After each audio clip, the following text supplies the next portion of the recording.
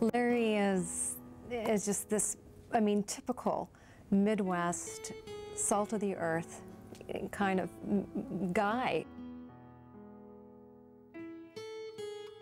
Born and raised in Minnesota, in the Midwest, New Ulm, Minnesota, and it was a great little town, great place to grow up.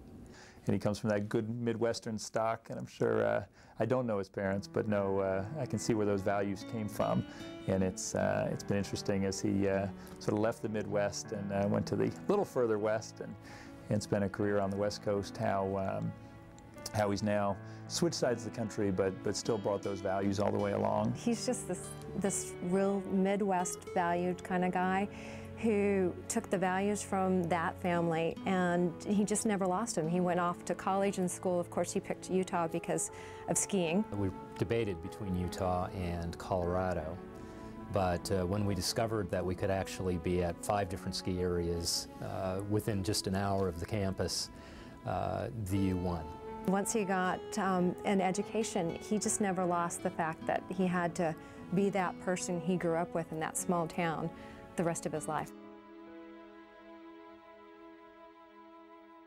It was a truly unique time in one's life where you have multiple offers coming together, and Starbucks was by far the worst from a financial perspective. But the vision that they had and this passion that they displayed was really intriguing.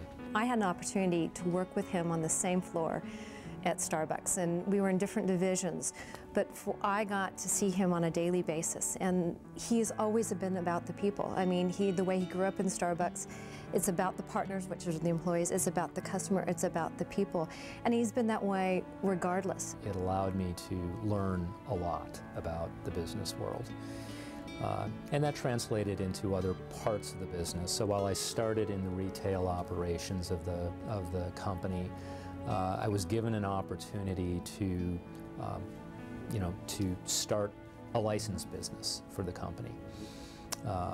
And so now when you travel through an airport today, or you find Starbucks in some non-traditional real estate, grocery stores, those types of things, I'm happy to say that I had a part to play in all of that. He's just an incredibly high trust individual that you get what you see, and with that there's a wonderful personal humility, and that's one of my favorite traits. We were truly blessed in having the opportunity to work for a company like Starbucks, which was rewarding in many ways, including some financial rewards.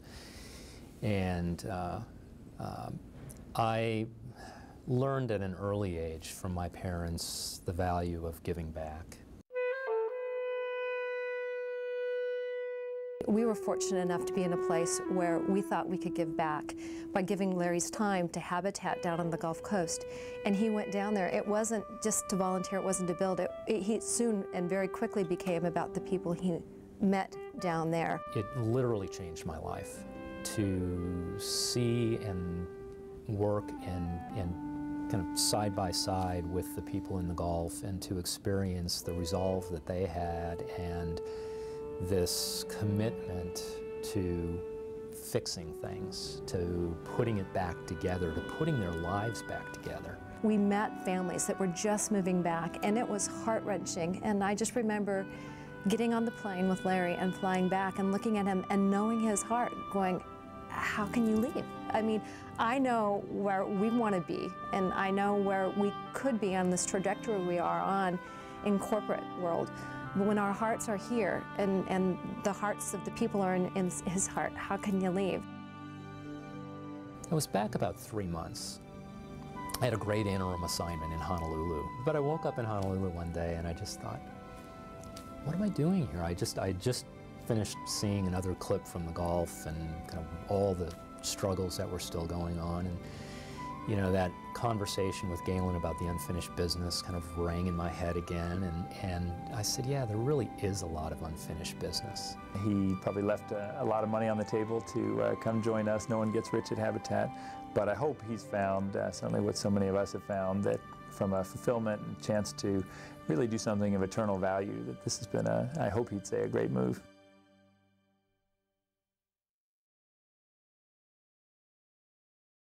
when he comes home, he doesn't talk about his job, and he doesn't talk about the homes, and he doesn't talk about the donors. He'll come home and talk about how many families we might have reached. Or he came home and just with the annual report and said, 61,000 families this year, Gailynn. We're actually the largest private home builder in the United States now, which people don't know, and one of the larger home builders in the world. This past year, we helped 61,000 families have a new or improved place to live in 85 countries, with almost 1 million volunteers coming out and being part of that. It's fascinating to see the impact that having a stable, safe, affordable place to live has on a family. And where we see it, and I think where I personally take the most pleasure, is to see the impact that it has on their children. If you go into his office right now, there's a drawing done by an 8-year-old boy as a thank you at one of these big builds, and it was the boy's first home, and he drew it. And you know, there's all these different accolades. It can be a paycheck, it can be an accolade, it can be a nice award. But when an 8-year-old draws their first home and walks up and says thank you, that's why he's in the game. I think his legacy will be the children in homes all over this country who have a different view of life and a different future because they've been given that chance. As we say, that hand up, not a handout, and Larry's fingerprints will be on those lives. Well, thank you for having me here this evening. It is such an honor to be a part of such a distinguished group of honorees.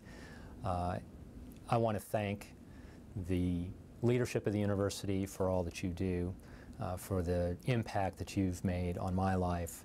I'd like to thank my father, who's here with us this evening, for your love, for your encouragement, and for all that you do. And I sure wish Mom could have been here this evening with us. I'd also like to thank the love of my life, Gailynn. You are my rock. You are my strength. Thank you. Good night.